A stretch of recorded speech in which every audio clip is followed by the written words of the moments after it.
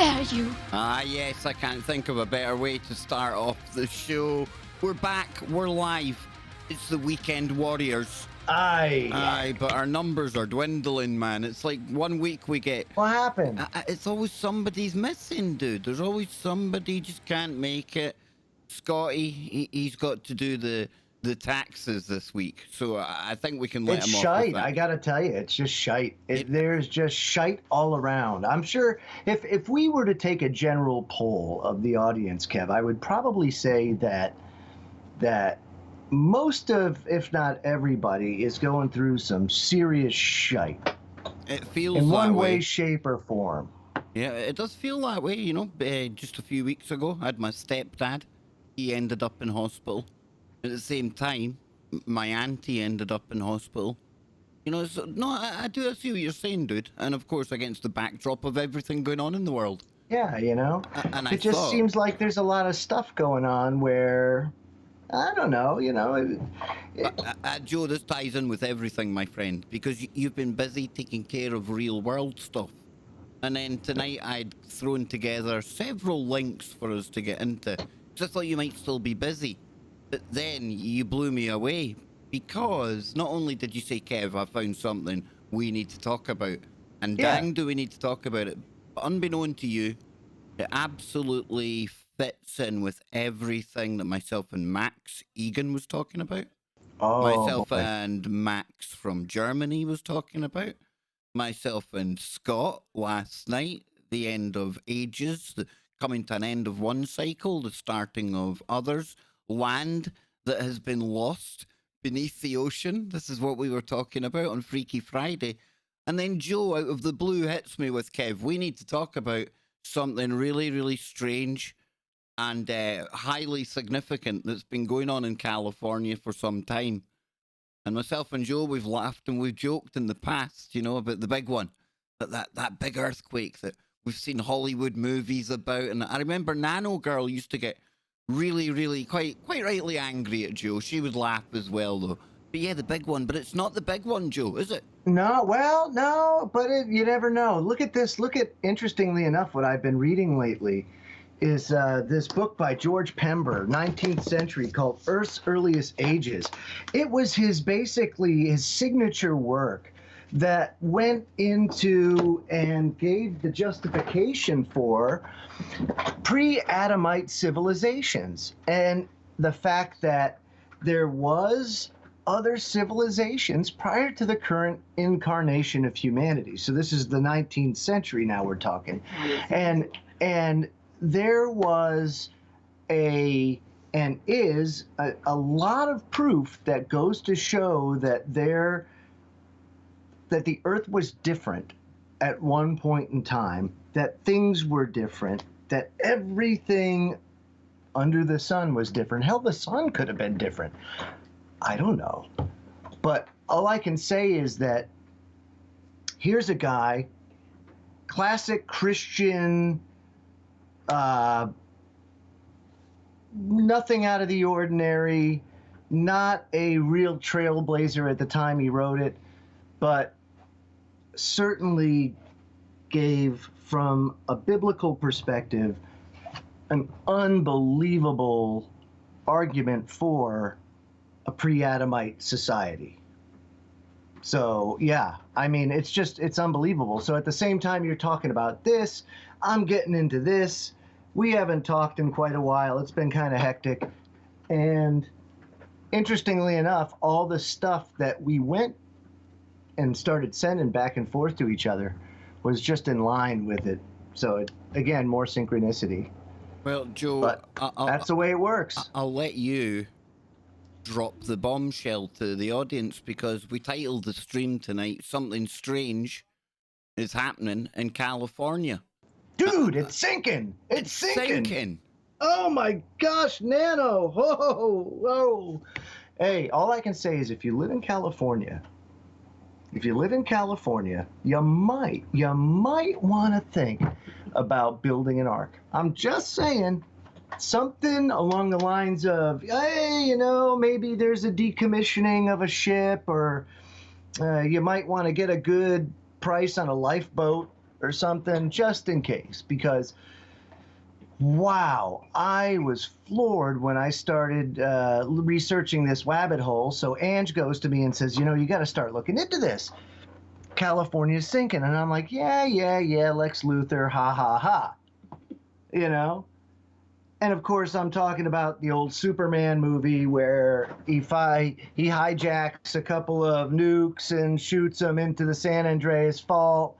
And it causes, his grand plan was to make Arizona the new coastline. Yeah. And he was going to be like, he'd have owned all the land because he bought up all the desert land cheap. Well, we could be facing this now. And some of the information coming back is staggering. And I kind of want to go over this because to me, it looks like it's being censored in social media, but also like on your YouTube and everything else. So when you try to search it, very limited things come up about this. And typically what you do see is of an old and or ordinary nature, nothing that would really raise alarm bells. But there are places within California, and these areas are getting very big, very fast. Places where you're talking land sinking at a rate of almost 2 feet a month. 2 feet a month. Now, Joe, I've brought up some interesting drone footage here. Yeah. That you sent to me earlier on, and I think, Now, this was 3-4 years ago, yeah. This drone footage. It's gotten worse since then. As we're but talking, go ahead. Yeah, as we're talking, I'll leave the sound down, but I'll put it back a little bit. Yeah, this is to give people an idea of what Joe's talking about, and I had no idea until I seen this today, and then I went and done a little cursory kind of Google, a little search. And there's articles out there, but like Joe says, they're quite few and far between. They're quite sporadic. And when you watch what's happening here with your own eyes 4 years ago, I mean, yeah, something very serious indeed. And again, I can't get away, Joe, from the fact that just last night we were talking about land that was once obviously above sea level, but now reclaimed at the ocean floor. And I suppose, without sounding too dramatic here, but this is the actual process in motion of what we're talking about sometimes. This is how it works. This is how it happens. Yeah, absolutely. So listen, what is causing this? Well, there's more than one thing that's causing it, but it's being exasperated by man. Man is really doing a number on California. So first, we have earth changes. We have the natural things and the natural cycle that happens relative to the planet. Now, that cycle changes over time. But right now, in its current cycle, you basically have these fault lines and you have plate tectonics. And if you believe the plate tectonic theory, they just basically go one over the other, or so on and so forth. And this is a very active area. But what's happening is that geologic activity is being affected by over mining, by having to dig deeper and deeper wells to draw the groundwater out for agriculture due to years and years of drought. So as they suck this water out, they're causing the caverns underneath and these voids to collapse. And as they collapse, they're causing earthquakes, and they're causing the sinking of the land up above. So it's happening at an unbelievable rate all across California. If you go through those videos, Kev, that I sent you, and we're probably not going to be able to do that tonight on this stream, but we'll certainly get an idea of them. But we'll get an idea. Here's the one article I came up with really, really quickly, and it's back July last year. Not that old. Yeah, so not that old. Yeah, it says the California coast grew and prospered during a remarkable moment in history when the sea was at its tamest, but the mighty Pacific unbeknownst to all, was nearing its final years of a calm but unusual cycle that had lulled dreaming settlers into a false sense of endless summer. Elsewhere, Miami has been drowning, Louisiana shrinking, North Carolina's beaches disappearing like a time lapse with no ending. And while other regions grappled with destructive waves and rising seas, the West Coast for decades was spared by a rare confluence of favourable winds and cooler water. This, quote, sea level rise suppression, as scientists call it, went largely undetected. Blinded from the consequences of a warming planet, Californians kept building right to the water's edge. And here, let me say this real quick also, Kev. Not just that, but they started farming to the point where California provides 50% of this nation's food. That's half of our food supply right there. Let's just keep that in the focus too. We're not just talking about condominiums and real estate. We're talking about massive amounts of agriculture wiped out in an instant. But go ahead. Crazy, dude. Wildfires and drought dominate the climate change debates in the state, yet this less talked about reality has California concerned. The coastline is eroding with every tide and storm, but everything built before we knew better, Pacific Coast Highway, multi-million-dollar homes in Malibu, the rail line to San Diego, is fixed in place with nowhere to go. But the world is getting hotter, the great ice sheets still melting, the rising ocean, a slow-moving disaster that has already swept past California's front door. Seaside cliffs are crumbling in Pacifica, bringing down entire buildings, and Balboa Island, barely above sea level, is spending $1.8 million to raise a wall that separates it from the ocean. And Joe, that's basically that there. That's what we were watching in that drone footage, That's right. Yeah, that was Pacifica. And that is exactly what's going on. And it's not just Pacifica, it's all the way up the coast into Oregon. So, and then of course, you've got the subduction zone. The subduction zone in the Pacific Northwest that in and of itself is an entirely it's funny different because problem. We were talking about an old continent called Zealandia. On the the opposite end of the Ring of Fire down near New Zealand. It's quite a big landmass. Yeah, well, that was a subduction. That was one plate going over another. And that's how you can have a continent above land 1 minute, and zoop, you slip and things change. Maps alter forever. Land masses are now the bottom of the ocean, and new land masses come from what was once bottom of the ocean.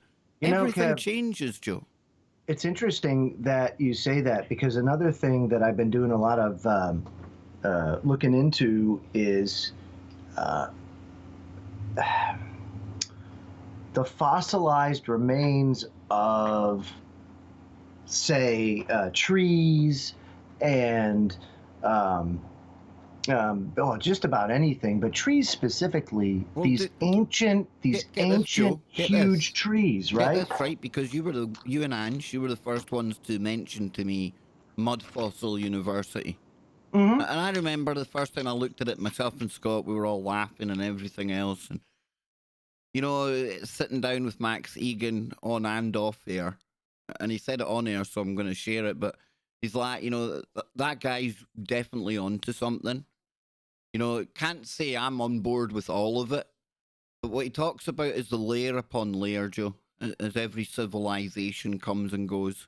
This reset, this cataclysm, call it a flood, call it whatever, comes along, and the level, if we call it that, the civilization of the time, it just becomes the next layer that the next level builds on. Yeah, no, absolutely, but it also speaks of a time when the Earth was much larger.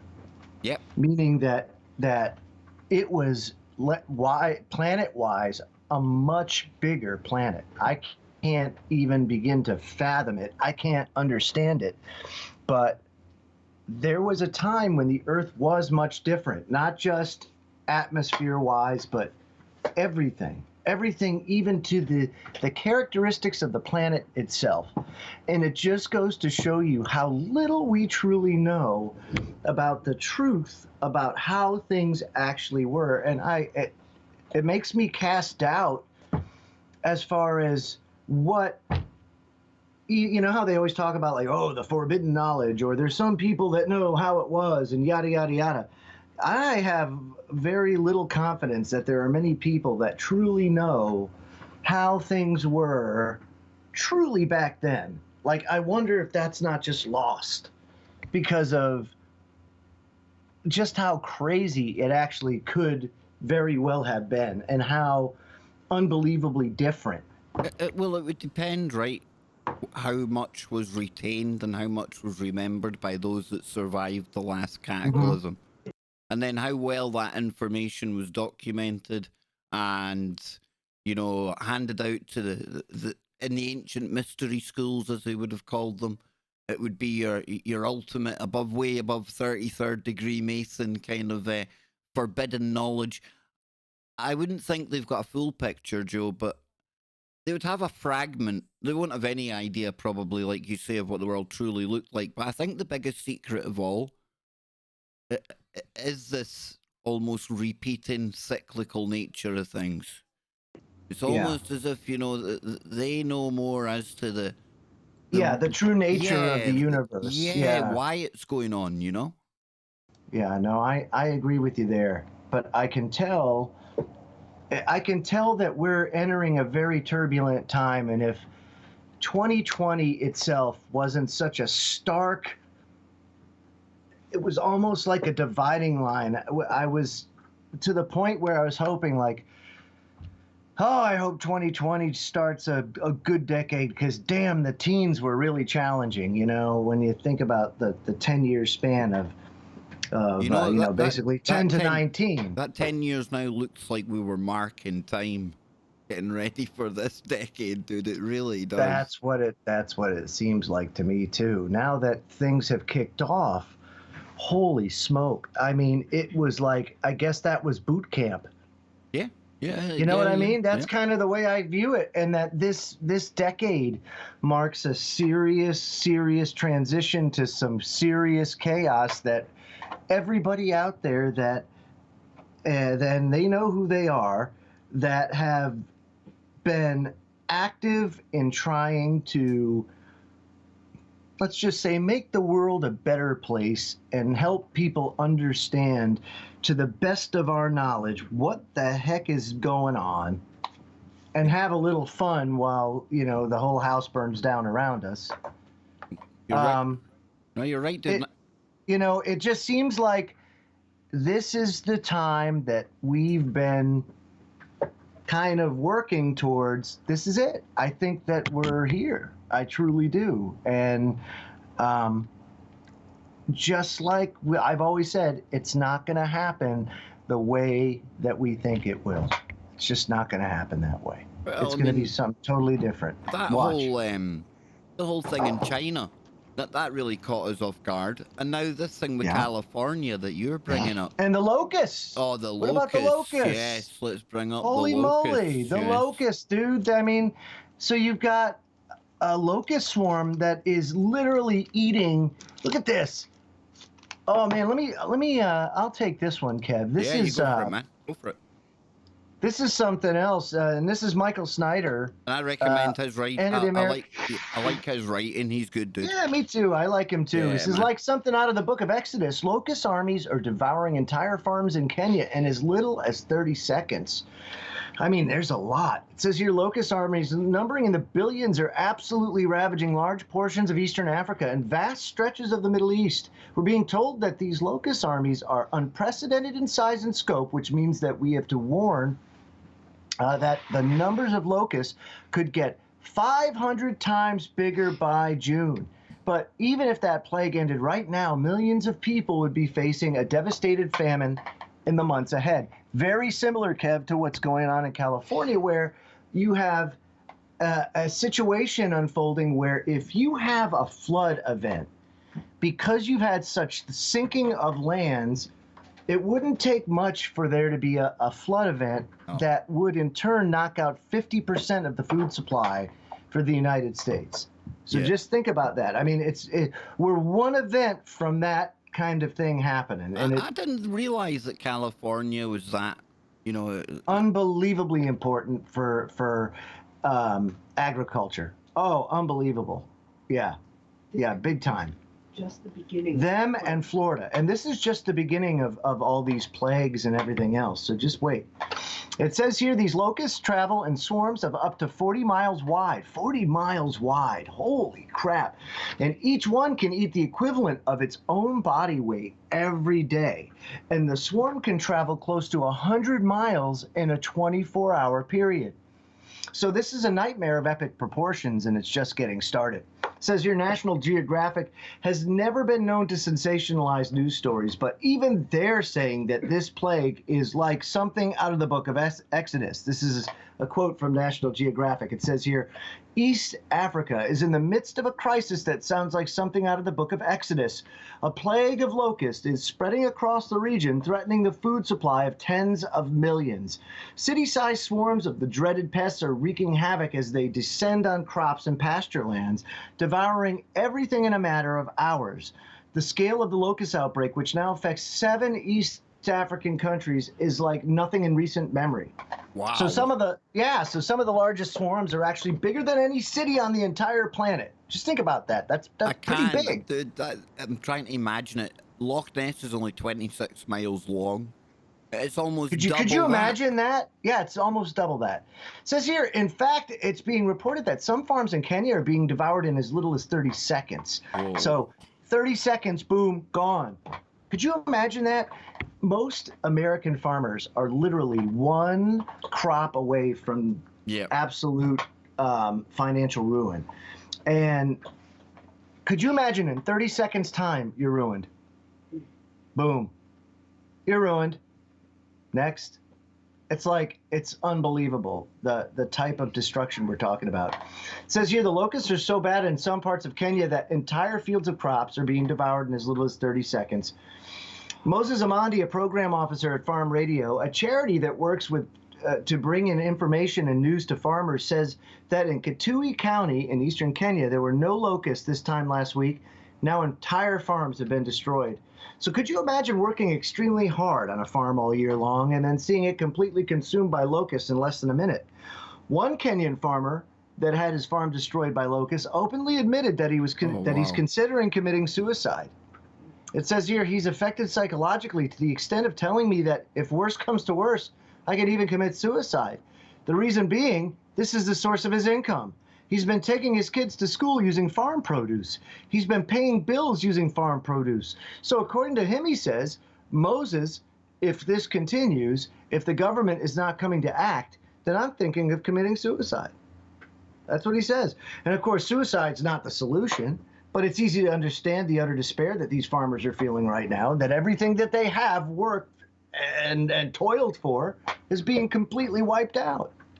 It says here, if you held a single desert locust in your hand, you might think that it's cute. But the truth is that they're extremely voracious little creatures. And the UN Food and Agriculture Organization, Keith Cressman, says that even a medium-sized swarm can eat an astounding amount of food. It says a medium-sized locust swarm can eat the same amount of food as the entire population of Kenya. That's amazing. And that swarm in one day can eat the same amount of food as everybody here in the tri-state area of New Jersey, Pennsylvania, and New York. So not taking action in time, you can see the consequences. Kev, I mean, that's unbelievable, dude. What the hell is going on in the world, Joe? Like seriously. That's the question. That's the question. And ultimately, it says here what you're going to see is famine. And he says, I'm not talking about the sort of famine where a few thousand people starve. Right now, these locusts are affecting countries with a combined population of nearly 2 billion people. 2 billion people. Think about that. Now, you already have a world population where at least that number, if not double, are considered starving. Starving in the world. And to have a plague of this magnitude hit is certainly Biblical. something to be, yeah, something to really, really understand that it's a marker. It truly is. It's just a marker that you need to really be on your toes now, because I think things are really going to pick up in intensity.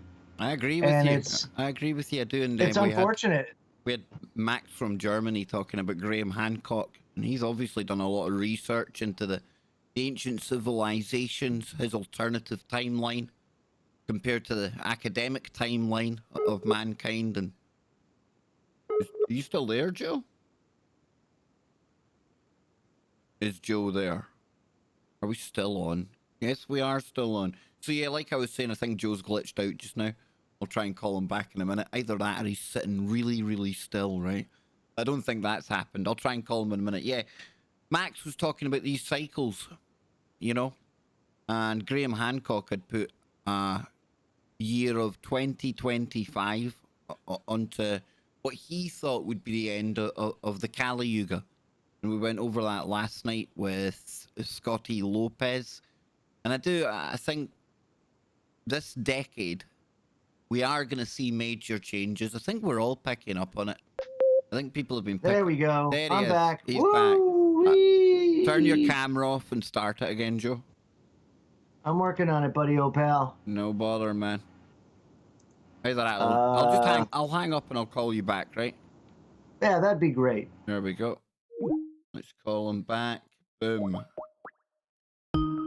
Just like that. If he answers. There he is, there he is. So yeah, Joe, I was talking about how Max had brought to the table Graham Hancock's information. Yeah. You know how he's looking at he's got an alternative timeline that goes very much against the academic timeline of civilization. Very much so, very much so. And I tend to kind of lean towards his timeline, his version of events. But 2025 was the loose date he put on it. Now, I would add to that the Mayan calendar. You know, 2012, it might seem like it was a while ago, but in cosmic terms, and we're dealing with cosmic cycles here, cosmic influences perhaps, then, you know, 2012 to 2025, what, 13 years? We were 13 years out. The Mayans, they just pointed towards the end of an age and the start of a new one at this time. It was our interpretation that put 2012 on it, from what I can gather. So I still think we're in that ballpark region. We're in that window. There's no doubt, Kev, no doubt. So the fragments of information, Joe, that have survived in ancient texts, in religious doctrines. Yeah, you're right. I guess there are fragments, but I mean, it's few and far between, and it's very hard to put that picture. My point is, dude, they're the things that are pointing us towards us being in this time now. It's not just me and you saying it. But it's like Ange was just telling me, that there's these there's more than just this. There's a confluence of events that are going on all over the world, any which one that could spell catastrophe. And it's just all happening at one time. And eventually, one of these things it's gonna happen, right? That the odds are steadily increasing that something big is going to happen that arguably will affect a major portion of the population of the planet. Yeah. And so, I mean, to me, it's just a matter of time. But interestingly enough, I think we're there. We're at that point in time. And how many times have we heard that, though? You know, like, it's the end of the world. Booga, booga, booga, no, booga. Well, we're not saying it's the end of the world. Not the end of the world. It's the start of a new age. Yeah, and when that happens, we don't know. We just don't have that data, vice the little nuggets of information that has survived. That's it. Now, so Joe, we don't know. I've got other videos here that you gave me. We'll watch a little bit of this one. I don't know how safe it'll be for copyright. But, share your screens again for me. There we go. There we go. So we'll play a little bit of this, but this gets us back to the main kind of talking point tonight that I had no idea about. And that's the fact that Joe's come across information that's out there that California is sinking, and it's not new news. It's been happening for a while. And that's what's weird about this as well, because when you start to dig into it, you would expect a lot of articles about it. but there's not. So let's take a little listen to the start of this. It comes from a channel called End Time Youth. It's called Scientists Panic. California is sinking. It comes from July 2018, so a year before the article that we were reading from previously.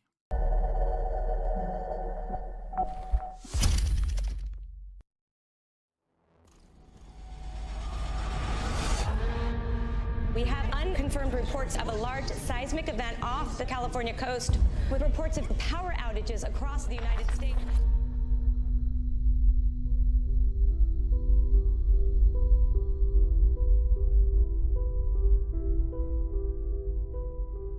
San Francisco's luxury high-rise, the Millennium Tower, looks like it will keep sinking, but no one knows exactly how much it will sink. Homeowners in luxury San Francisco high-rise are furious this morning over their sinking investment, you could call it. The 58-story Millennium Tower has reportedly sunk 16 inches. It's also, by the way, leaning toward the Pacific. Right, Joe, let's stop it there a minute, right? Because, like, this Millennial Tower or Millennium That's Tower. a true, first of all, this has been years. So this isn't the first time I've heard that, right? But it's been sinking for quite some time. Last year, and it's a continual problem at that place, it's popping windows. The windows in certain places will just shatter, give out, and then they don't fit. They'll have replacement windows that won't fit back in. They have to have them recustomized because it's literally changing. The shape of it's changing because the building's now not square. And as time goes on and this thing sinks even more, it's going to become more structurally unsound. So it's a serious concern they've been dealing with for quite some time. I guess that they've been doing is they've been pumping material under the foundation of this thing to kind of build it up. But I don't know how successful it's been, and I certainly don't think that the Millennium Tower is, put it this way, it is simply a microcosm of a bigger overall thing. Yeah, big time. We're watching our little bit of this, see what happens here. You can see that this building has been settled. Ray Sullivan, a geologist with San Francisco State University, leads tours of the city's sinking and leaning buildings. Wait a minute, hang on a minute. Is that a door that was like... That's a midget door. Yeah, that's for small people. San Francisco State University leads people tours who are of vertically the city's challenged, sinking yes. and leaning buildings.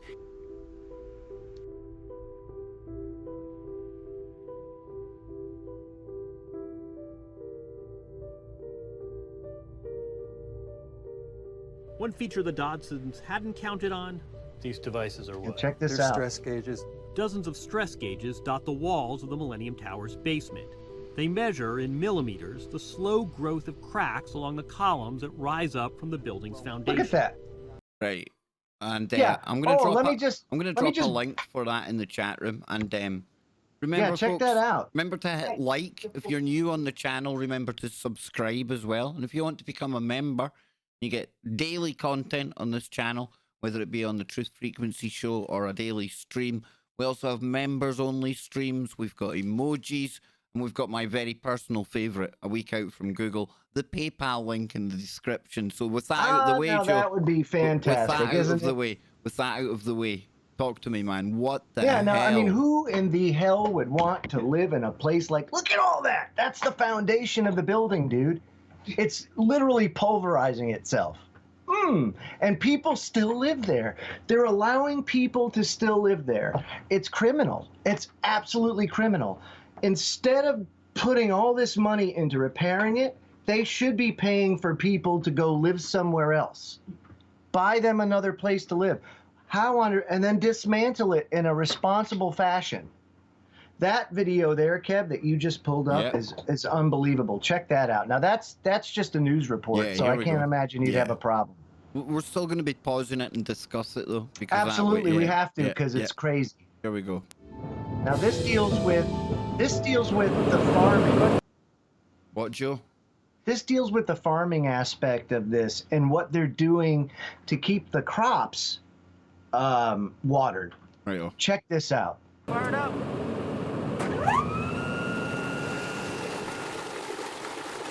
It's better than nothing.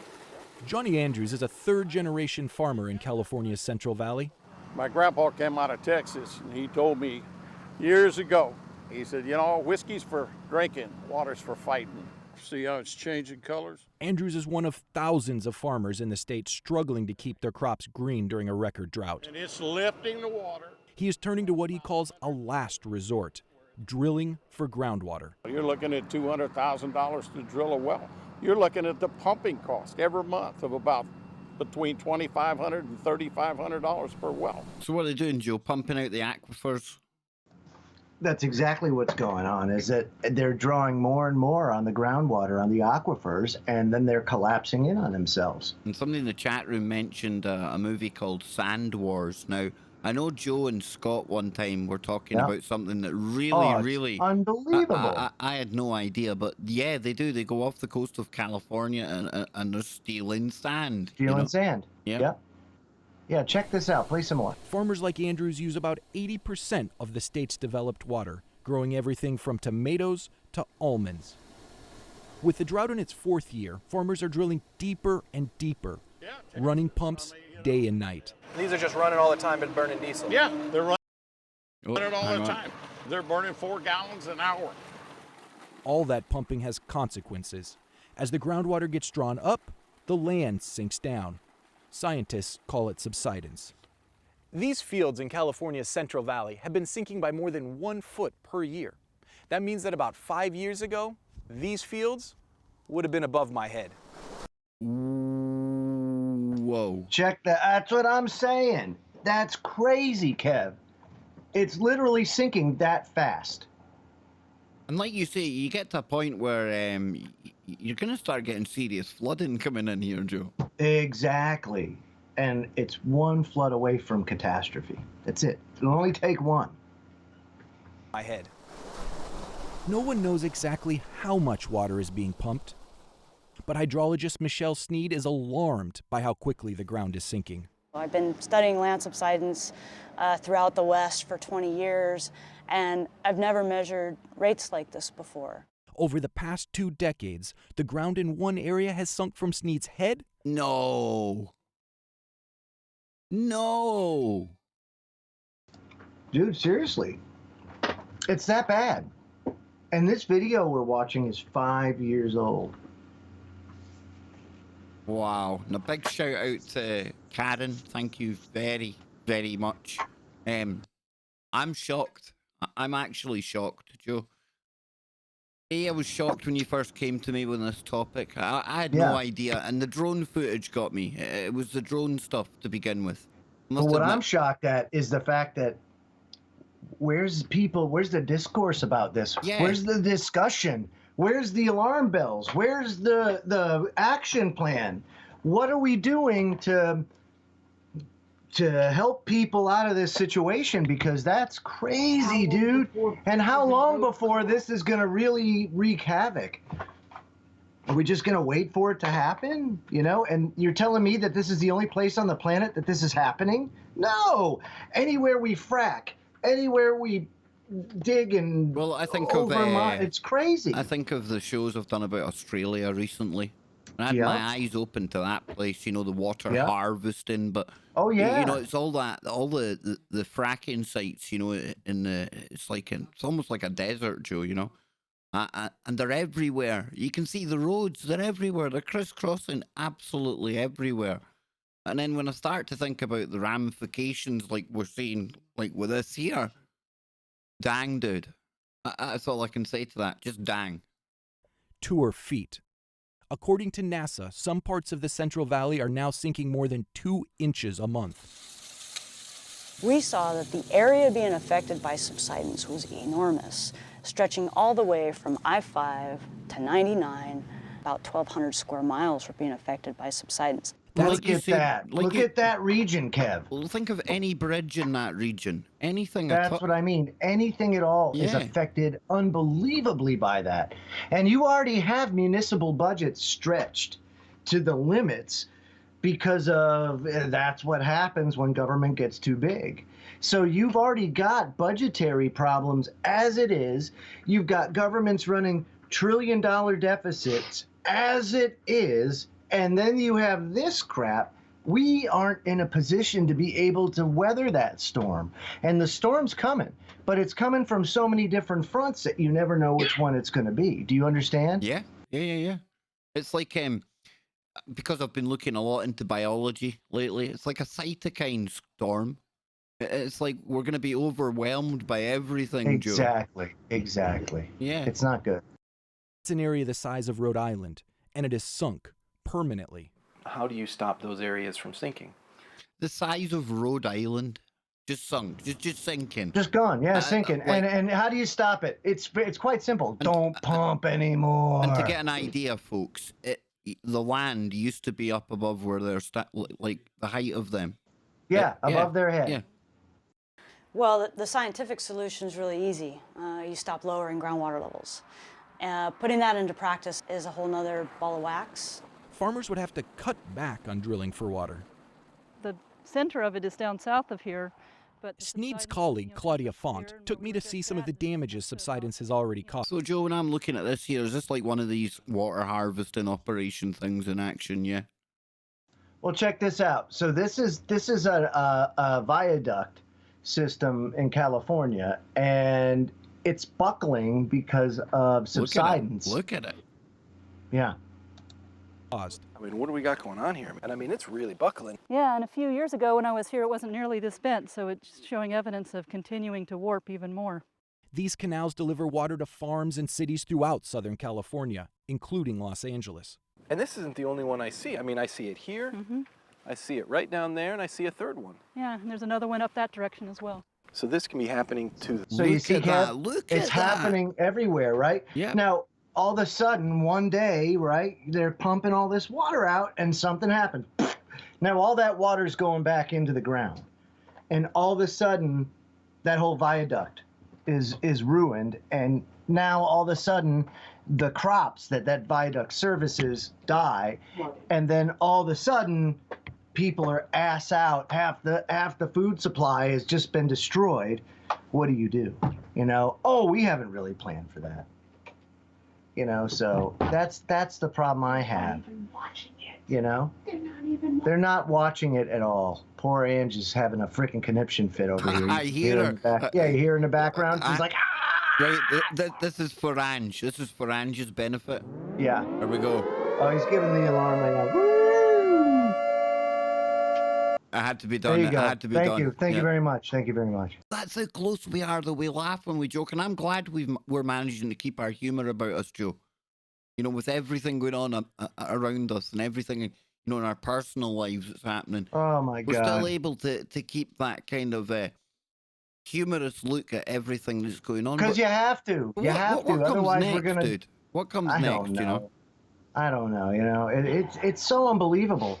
And here's the thing, we do a lot of this stuff to ourselves. We really do. Think about it. I mean, if you look at the history of California, California historically has been a desert. It's been a desert region, and yet we've gone and transformed it into farmland. And then all of a sudden, when it goes back to its normal way of being a desert again, now they go and they pump all this water out that is in turn causing the land to sink and everything else. We're our own worst enemy.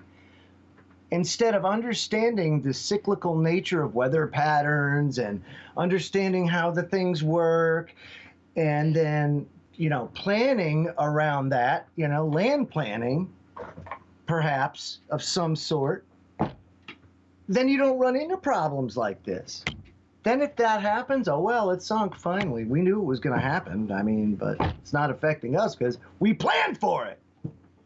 You know, but we can't because we're stupid. It's crazy. It's not so, bro. It's not so. And you sent me a story about CRISPR today. Oh, yeah. The reason I think that's even more relevant now with everything I've been talking about all week as well is last night Atlantis came up. It came up with Max as well. Max from Germany. You know, Blavatsky's take about Atlantis and the 7 ages or stages of man and things like that, Joe. But, you know, the story goes, or at least the way I know it, is it here about Atlantis, high technology, probably a global civilization, but with their high technology, there was genetic tinkering going on, right? And that's pointed to as being one of the reasons or one of the things that caused their downfall.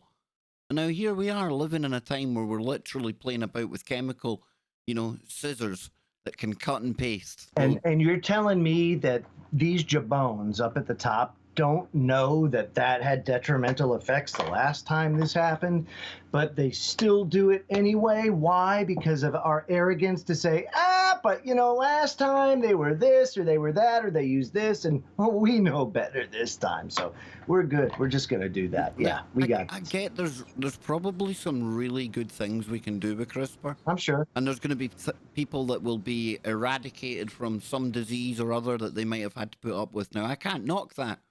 At the same time, like Joe's saying here, I'd be ignorant and naive, and it would be stupid of me to think that it's all going to go well. Because we only have to look at China, Joe, and we had a story recently about frog embryos mixed with, what was it, monkeys or pigs or something like that. Of course, I mean, Kev, the Chinese are off the chain. We had the designer babies. Yeah, but they're off the chain right now. That's what I'm saying, is that you can't trust anything coming out of there, because this is a great example of what happens when government is the entity that basically controls the ethics and everything else, and becomes the god, and becomes just the central focus, and becomes the central power structure. It never works out in the people's favor. And so this is just another example of the government trying to save itself from the horrific errors that it made. And I mean, they will sacrifice, think about this, in a country of over 1 billion people, they will sacrifice millions of people to death to save face to the rest of the world. I mean, you've got them organ harvesting people in China right now, and the world just ignores it. Well, I wouldn't be wanting one of those organs. But anyway, while you've got all this going on, good friend Nancy, a big shout out to you. She's messaging. She's right. We've got all the things we've got that we're talking about, Joe. Locusts. We've got the plagues. You have the plague of locusts thing going on in China. We've got this, the whole thing that you've brought to the table with the sinking of California. We've had Australia, what's happening down there. And now you've got this as well. At the same time, you've got what, in my opinion, is one of the more fascinating FRB bursts from space. Because, Joe, this goes twice an hour. Beep, beep. For 4 days. And then it goes off. But then 12 days later, something miraculous happens, because you know what they hear? Beep, beep, and it starts again for 4 days, dude. You're talking about 4 days on, 12 days off. This repeating signal. Don't worry, yeah, it's the intergalactic battle fleet heading in to destroy us. You see, this is what I laugh at, right? You kind of laugh tongue-in-cheek at that. But I'm telling you, it's going to get real, Kev. I'm saying. You've just been laying the ground for an hour about how it's going to be something from left field. Do you know what I mean? I know. That's why I'm saying it's a Bohica moment. Bend over. Here it comes again. It's coming. I'm just saying. I don't know what it's going to be, but it's going to be bad. Ooga booga, ooga booga, ooga booga. It could just be. I don't like them putting chemicals in the water that turn the friggin' frogs gay. Can we not just go back to a simpler time like that, Joe? Exactly. I mean, what did you just flash? Did you just flash a guillotine? Are you trying to get people all worked up? No. You just flashed it. A guillotine. You flashed a guillotine. Oh my God, Kev! I can't believe you just did that. You call it that? I knew it. See it now, You're part of that Scottish Rite, aren't you? I knew you were part of the Scottish Rite. If I was, I'd have to take you out, Joe.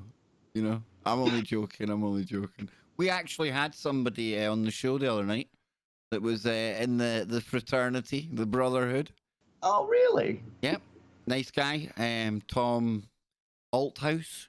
You remember Griff was also. I mean, they used to rake him over the coals for being a Mason. Yeah, sure. I worked with a few Masons, dude.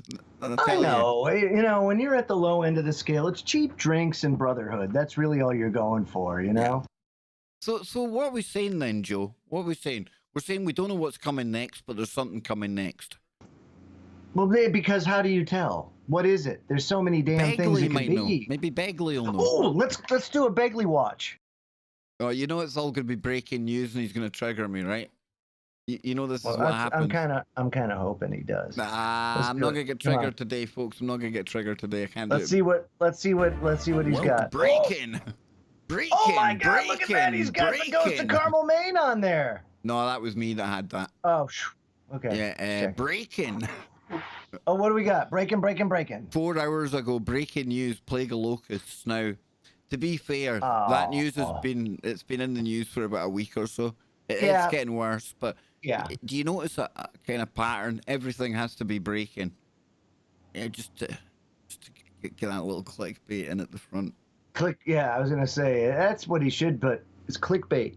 Breaking. I'm talking about anything once an hour to make sure. Yeah, but I'm saying that maybe that's our solution, right? Instead of we tell the truth like it is, clickbait, blah, and maybe people will respect it more and then click it anyway. You think? I think we should try it. Clickbait. Yeah. Anyway, what is he saying in one of his latest what I don't even know what you call them. Is there anything? Okay, let's see. What do we got? Break it. Get some coffee. Everybody calm down. Get some coffee. Interesting ring, Paul. Wait, I bet he's selling that coffee. Everybody calm down. Are you serious? Are you serious? That guy should he honestly needs sectioning. I'm sorry, but there's something actually mentally challenged about this one. Yeah, something about it. I'm drinking some Guatemala coffee. It's amazing. It's even unbelievable. Look at those veneers. They're belters. Oh man, very nice. Yeah, they're crackers. One of the cabal wore down his old teeth like David Wilcock. Yeah. I'm only joking. Incredible. It's awesome, baby. It's awesome. Hang on a second. Guys, seriously, we got a bombogenesis. There's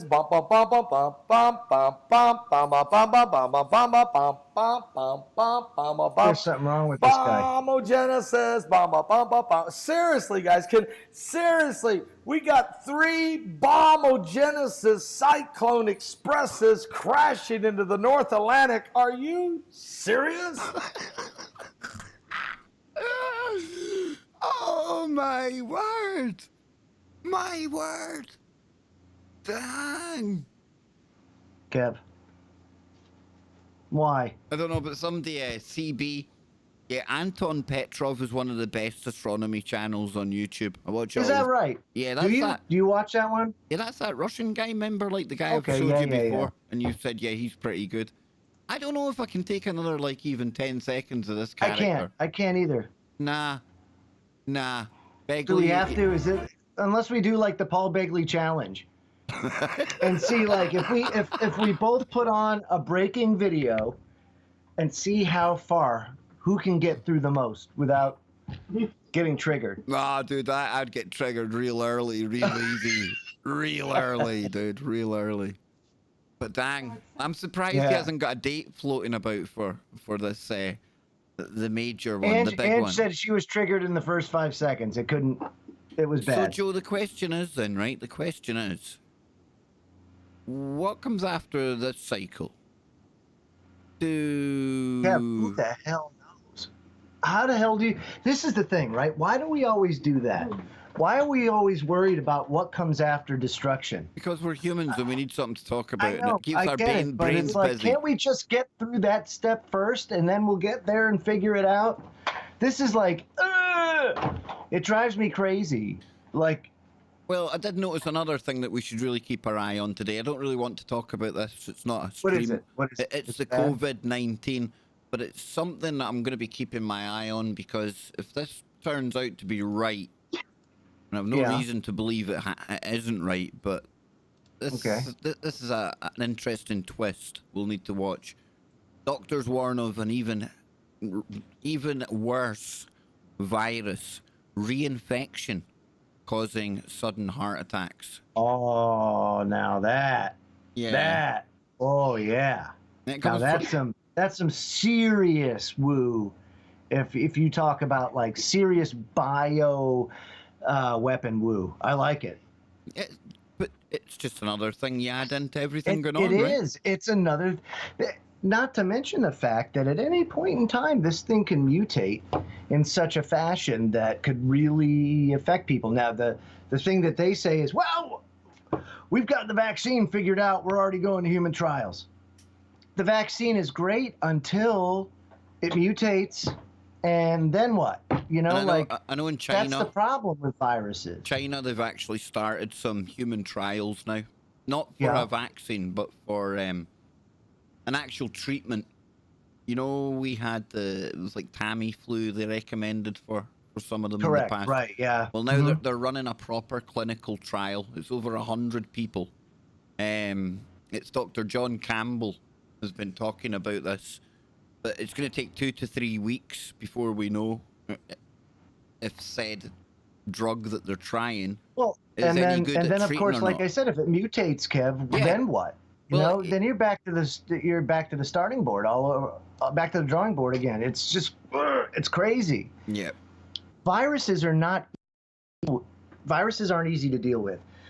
Bacterias are a little bit different because you've got the whole antibiotic thing that you can use, and they're a little more easy to combat.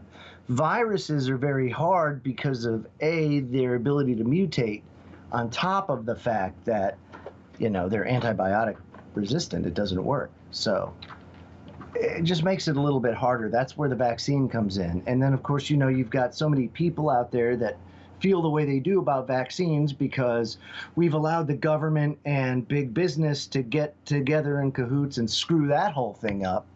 So now nobody trusts it. See, the way, the way the universe works, Joe, that kind of backwards, you know, reverse psychology and then karma and dharma mixed in. Yeah. This will probably be the one safe vaccine that they roll out, and people like us will go, no, don't go near that, don't go near that. And it'll be the one that probably... But that's my point. That's my point, is that we're to that point where we're our own worst enemy. Yeah. And we've really screwed things up to the point where no one trusts anything these governments are doing or coming out with. I don't trust the government, not anyone, not local, not state, not federal, not any entity that claims to have my best interest. They never do. They never will. They have their own interest at heart. They have their own careers that they want to advance. It has nothing to do with your best interest, not at all. And it's literally each of these asshats are complicit in where we're at now, the precipice. We're at the precipice, getting ready to fall off because of the collective stupidity of our non-representing representatives, our municipal workers, everybody's lost their mind. The police have lost their mind. They've all lost their mind. They're all crazy, just out for themselves. Everybody's become so self-centered and so wanting the instant gratification, the instant, you know, that dopamine hit, that in and of itself has had consequences. I was getting a haircut today and talking to the person cutting my hair about first-person shooter games and how that's had an effect on it. The guns aren't the problem.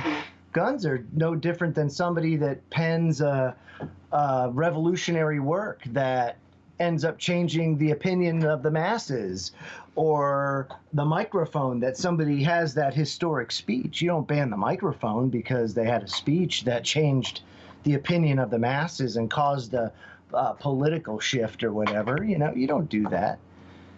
But you don't take away guns because of people going in and shooting up schools. You have to go to root cause. Well, what's the root cause? Well, we're dehumanizing our children at younger and younger ages, and this kind of stuff is okay with them because they see it all the time, because they experience it all the time. Well, then that bleeds over into other things. Then it becomes, this stuff starts bad work habits that then lead to subpar performance in their jobs, that lead to subpar, say, engineering of bridges and subpar design of new highway systems and all this kind of stuff that just ends in total and complete catastrophe.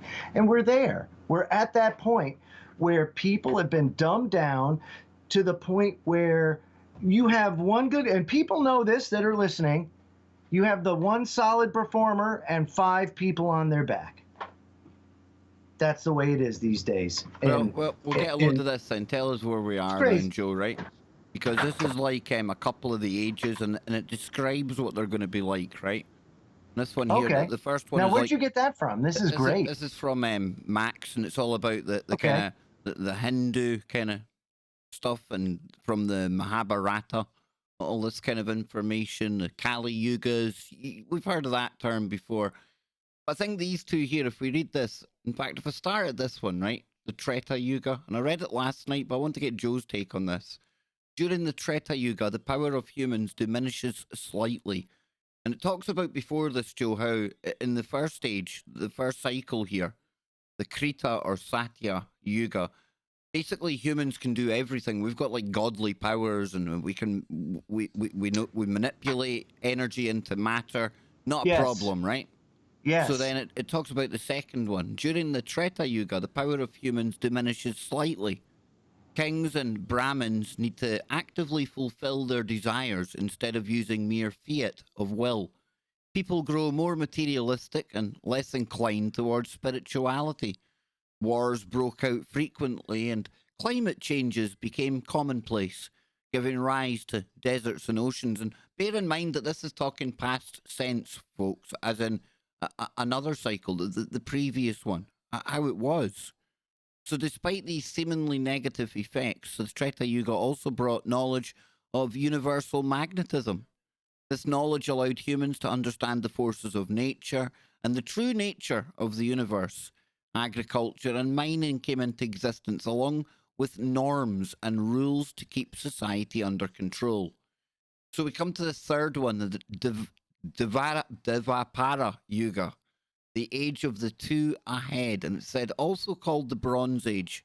The Dwapara Yuga saw the decline of morality and the spiritual practice of yoga. As people drifted farther from the divine, they became more competitive, zealous, deceitful, and pleasure-seeking. The standard of living decreased during this yuga, but science flourished. And Dwapara Yuga was also the age of the events in the epic the Mahabharata, including the incarnation of Krishna and his role in the battle against evil.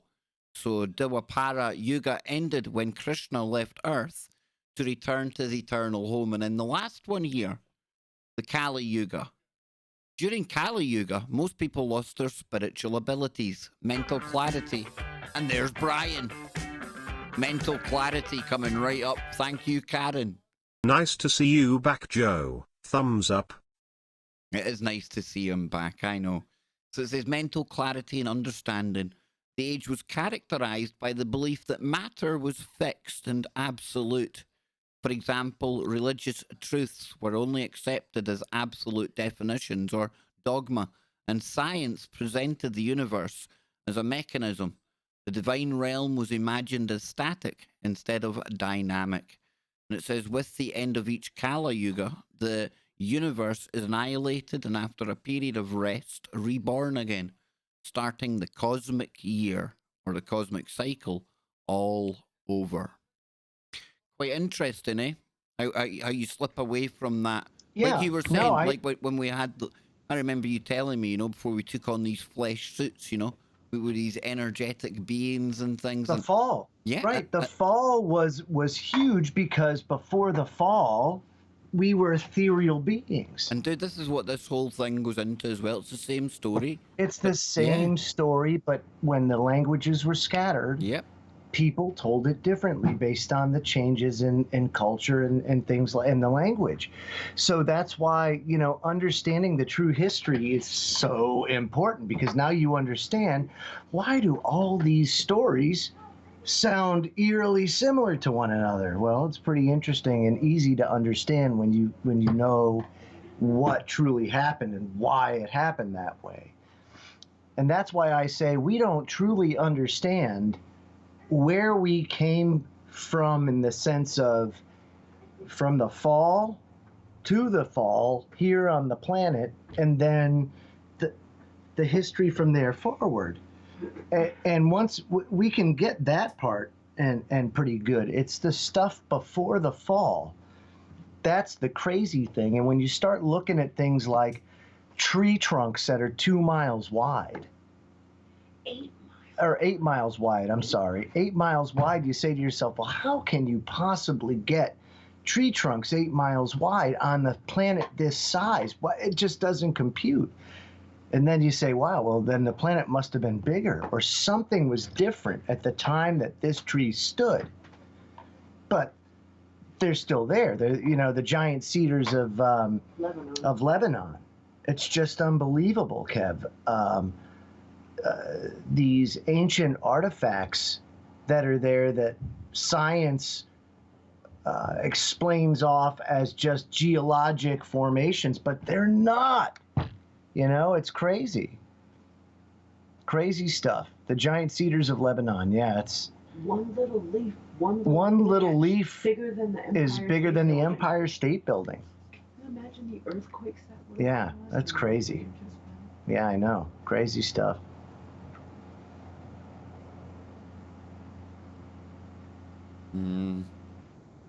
I struggle with this one. I do struggle with this one. I must admit, Joe. I'm not going to lie to you.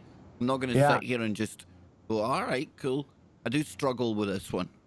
Oh, I do too. But you have to start looking at like the, you know, when you start digging into like what the actual rock looks like, and they start peeling away the layers of this stuff, and you see like the rings of the tree, and even giant insect holes, Kev, you know, to the where the termites that inhabited these things were even big. It's like, damn, things were different back then, you know? It just, it boggles my mind that it could have been that different.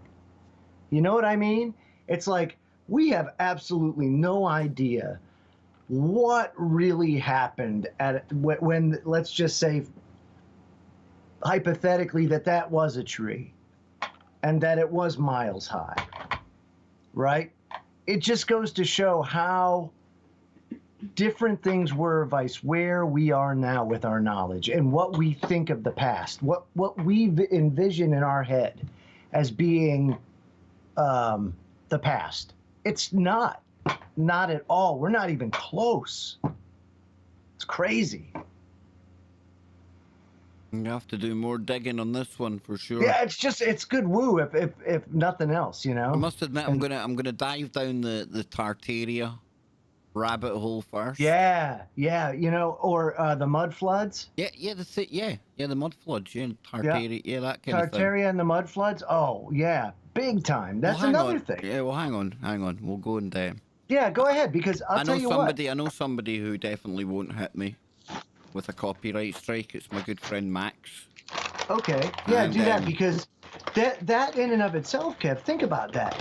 That was as late as the 19th century, and there is people, we know Joe, little to nothing about Joe, it. there is people called the Tartars, and don't be opening your bag of munchies near your microphone again. Yeah. That's definitely not a good thing. Right, here we go. So, 20 hours ago from Max. Oh, wow, look at that. Okay, this is a mirrored video from the Global Vision channel. I asked to mirror it. Right, we won't take that then. Okay, we'll watch a portion of this, okay?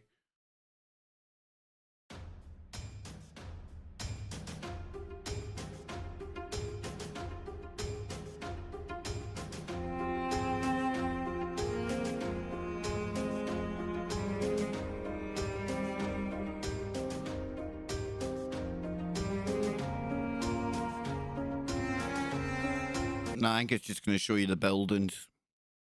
You need to know what you're looking at first, if you know what I mean. Max Egan.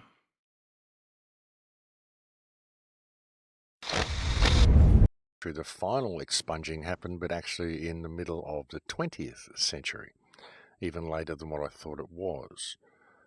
And for many people who are wondering about this and wondering about the existence of Tartaria and whether it was actually a real nation, it can be found on maps from the 1400s and 1500s.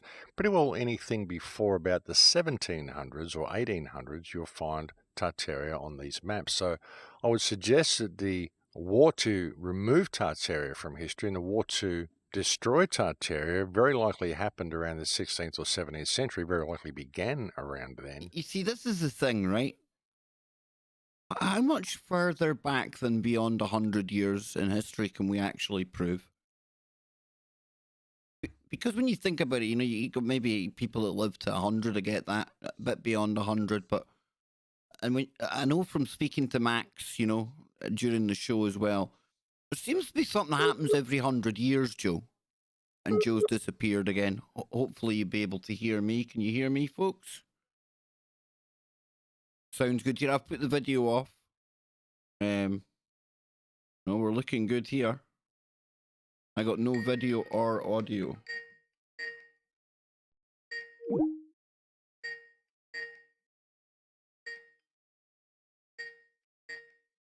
Okay, hang on.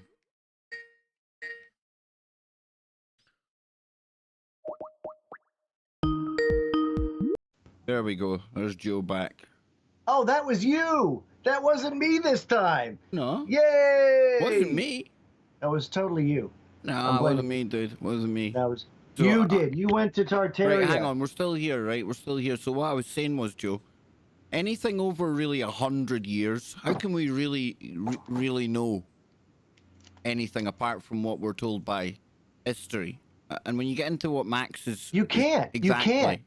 I can't even believe it. That's what's got me so floored, is that you can't trust it. I just sent you a video, Kev, and... Well, let's listen to a bit more of this just now, because... No, I just want you to know that I don't know if it's worthy for playing now or if we can, but... We'll do the Tartaria thing since we're here just now. Yeah. Yeah, we're going out. We're okay. I'd seen some people saying they couldn't hear, but Yeah. it's all right now. But yeah, this But whole look at thing... that. This That's whole thing, Joe, amazing. you think about this 100-year thing as well, and I think it's really key because... Hey, share your screen again.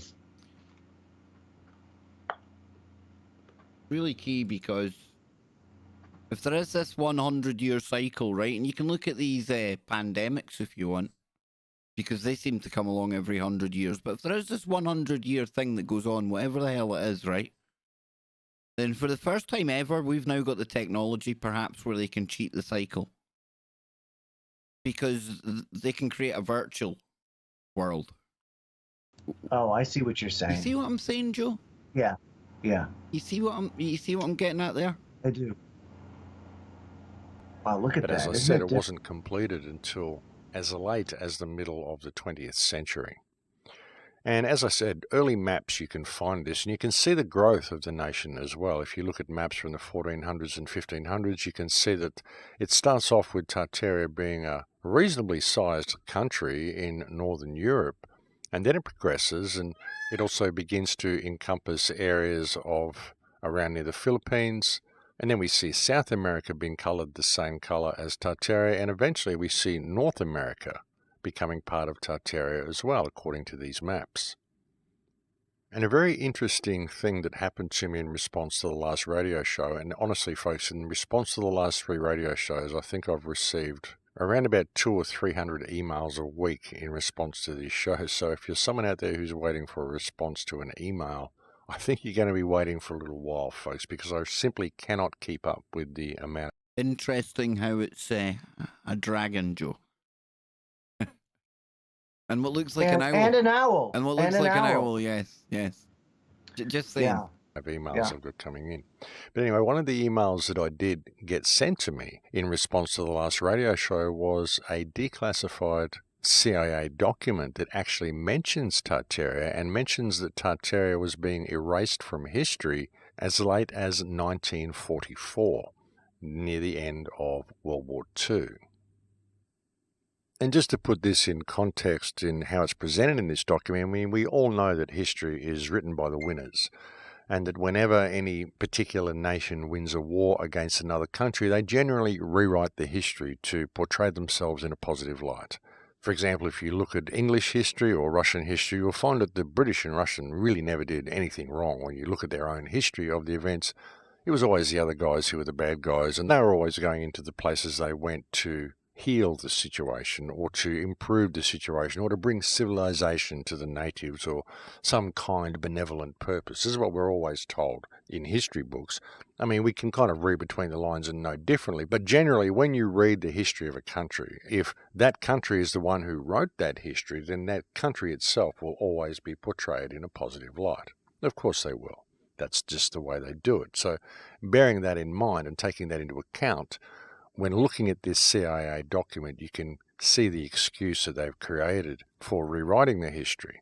And you can tell that the authors of the document are, of course, attempting to portray the West in a positive light, and the CIA are attempting to put all blame onto the Russians for doing this and wiping out the Tartarian history. But of course, they've done it as well, because you don't find it in American history books. But they've used the event to try to portray the Russians in a bad light. But I've never seen Tartaria up until 6 months, well, maybe a year and a half ago, I'll say. A year and a half ago was the first time somebody approached me and said anything about that ever, that I had ever heard anything about Tartaria or the mud floods or anything. Same here, dude. Same It here. was weird. I'm gonna just listen to a bit of this document, and then we'll discuss it, and we'll start to kind of wrap things up, summarize it. Very good. And yes, I want to thank everyone for tuning in. This has been awesome. what it says on page 10 of this document is extremely interesting. It says, and I quote, "Or let us take the matter of history, which, along with religion, language, and literature, constitute the core of a people's cultural heritage. Here again, the communists have interfered in a shameless manner. For example, on 9th August 1944, the Central Committee for the Communist Party sitting in Moscow issued a directive ordering the party's Tatar Provincial Committee to proceed to a scientific revision of the history of Tartaria to liquidate serious shortcomings and mistakes of a nationalistic character committed by individual writers and historians in dealing with Tatar history. In other words, Tatar history was to be rewritten. Let us be frank, was to be falsified in order to eliminate references to greater Russian aggressions and to hide the facts of the real course of Tatar-Russian relations." Now, Joe, let's pause it there, right? Because we've started to notice more historical type Mandelas going on, right? Right, like Big time, yeah.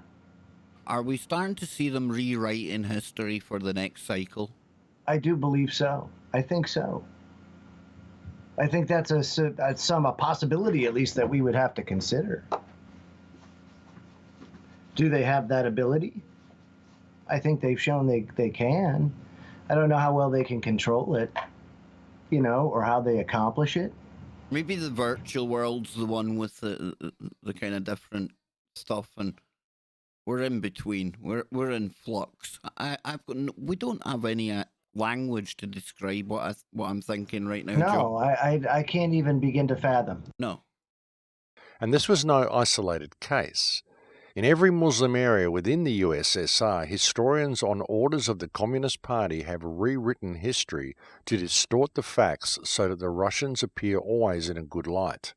Needless to say, histories which present the facts truthfully have been withdrawn and destroyed, so that the present and future generations of Muslims are forever denied the chance of learning the true facts of their nation's past. And you have to appreciate that the CIA in the West and the UK, they were doing their own part to rewrite the history as well. Absolutely. You know? Not just Russia. But Tartaria is something I am actually avidly looking forward to learning about. I don't know enough about it to say whether I'm all in or all out. I'm just touching the surface of it, the mud floods. But, you know, the conversation I had with Max off air. Max is really, let me say this though, Kev, before you do. Max has done an amazing job in getting into some of these topics that, quite frankly, are sometimes ahead of the curve. Controversial. Yeah, controversial because they're ahead of the curve and because they're so different than anything that we've been exposed to or taught. You know what I mean? But yeah, he goes with it, no matter how ridiculous it sounds. No matter how ridiculous it sounds, yeah. And in the this conversation case, I had with him, Joe, you know, I'm not going to give anything away because we repeated most of it on the show, but, you know, as we were trying to make sense of what had happened to Max, you know, that this whole 100-year cycle thing, this was really, really important. This was something that was really, really at the forefront of it, and the fact we're approaching the end of one of these cycles, and that now, literally, they do have the technology where they can almost hack the cycle, like cheat it in some way. in a way, yeah, I guess in some way. Yeah, it's weird. It's really weird, dude. I don't know, but yeah, Tartaria is something we're going to look into for sure. I'm going to look forward to looking into that. But just to summarize for everyone, you know, I know we had some people tuning in late. It's a 90-minute stream. We'll keep it to 90 minutes so you can go back and watch it. But Joe, we came across basically this, wasn't it? The California coast. California, yeah, disappearing. It's vanishing right underneath us. It's going away, right? And no one's talking about it. And those that are talking about it are being buried or censored or any host of not getting it out to the masses because of I don't know why. I don't even know why. We're not telling people, oh, California's it's not like tomorrow. No, exactly. But there's not enough people talking about this, like Joe says. And even when there's not enough planning going on, you know, it's like we said, as California sinks, the infrastructure damage alone is something that you have to provision for. You just have to think about that stuff, and no one's talking about it. And with municipal budgets already stretched to the limit, I'm surprised more like flyovers and something's gotta overpasses give. haven't come down, dude. I mean, I'm grateful they haven't, but they have though, right? Like, look in Minnesota. There's another place that I'm sure they're doing a lot of fracking or something, right? They recently had 2 bridges collapse and kill a bunch of people. How do you know that didn't play a role in it? You don't. I don't know. I mean, and even if it did, are they going to tell you? Is that what they're going to tell the masses? That, oh, by the way, our landmass is shifting and it's unstable and we don't know what's going on, and buckle up. You know what I mean? It's like, what do you say? What do you say? I don't know. That's what I'm saying. It's not like we can. It's not like there's something I can tell people that would be and then Polly in the chat room, New Orleans, Louisiana. We were reading about that. Yeah, that's as well. another one. Sinking. Yeah. But not only that, they've got flames shooting out of it. You know, like whoa, and they can't explain it. Like, what's that? So there's a whole lot of craziness going on, and no one's talking about it, or at least everybody's talking about it, but there's nobody aggregating it and like putting the big picture together. Well, you understand Florida? What I'm saying? Yeah, Jessica's saying, what about Florida? I know we had a massive, was it red tide that washed up red there? Tide, yeah. And that's just one of many. I mean, there's so many little things that when you look at it in the big picture, in the macro, you just holy want to crap. run. You just need to run to Paul Begley. Yeah, it's Paul Begley time. Breaking.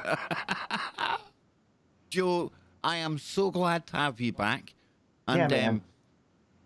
I tell you, dude, this reminds me of listening to you and Griff back in the day talking about these kind of things, right? But you were talking about it like coming in the future, down the road, down the and pipe. now we're here. And now we're here. We're like buckled in, dude. Dang. Oh my gosh. I know Bill Hicks said it was a ride, but he could have warned us some bits of it get pretty bloody hairy, right? You know, you talk about it, but you're never ready for it. That's why I've always told the preppers out there, I am I admire their preparedness. I admire their drive. I admire so much about it because I don't have that discipline about myself to be able to do that to that extent. But in my heart, I can't help but say, you can never prepare for everything, or sometimes you prepare so much, but it's all for naught because, in your haste to be the most prepared person in the world, you prepare yourself straight into a heart attack and an early grave, and all that stuff that you just prepared for is just, you can't take it with you. Well, I'm going to be putting out a little advisory list about preparedness because of everything that's going on, and we had a caller the other night as well. Yeah. And if you're in California, I would imagine most people I would say an arc is on the list. should have a list, power like an outages, arc. anything like that. I'm not talking about heading for the bunker just yet, Joe. Do you know what I mean? Not yet. But at the same time, But by God, we're close. Very prudent to be ready. And all I would say is, just take a look at what we're seeing coming out of Wuhan, Hong Kong, Taiwan, all these surrounding countries where, you know what? Imagine going to the shop and there just isn't anything there. Now, I'm not saying that to be fearful, but just put yourself in we that saw situation. That. Yeah. In the United States, Kev, we saw that time the EBT system went down. There you go. It can be anything, man. But what did they say? Oh, average is 3 days. Dude, it was 3 hours. It was 3 hours. The stores were emptied in 3 hours. That's maybe why they don't tell us about things like this. Right. That's maybe why they don't tell us about the extent of that virus in the US right now. And they are talking about testing everyone that's got the flu in the US, testing them for the COVID. I think they already know it's there, Joe, and they're trying to find a very slow and progressive way of releasing that information. But that is just one man's opinion. Okay, that's all it is. And what that Kev, means... I am going to I'm going to make sure that I'm going to try real hard to sleep tonight, but you've just scared me into not being able to sleep again. So thanks. How dare you? Yeah, I can't believe dare it. you get scared. I'm Dude, scared. This isn't a scary time. This is invigorating.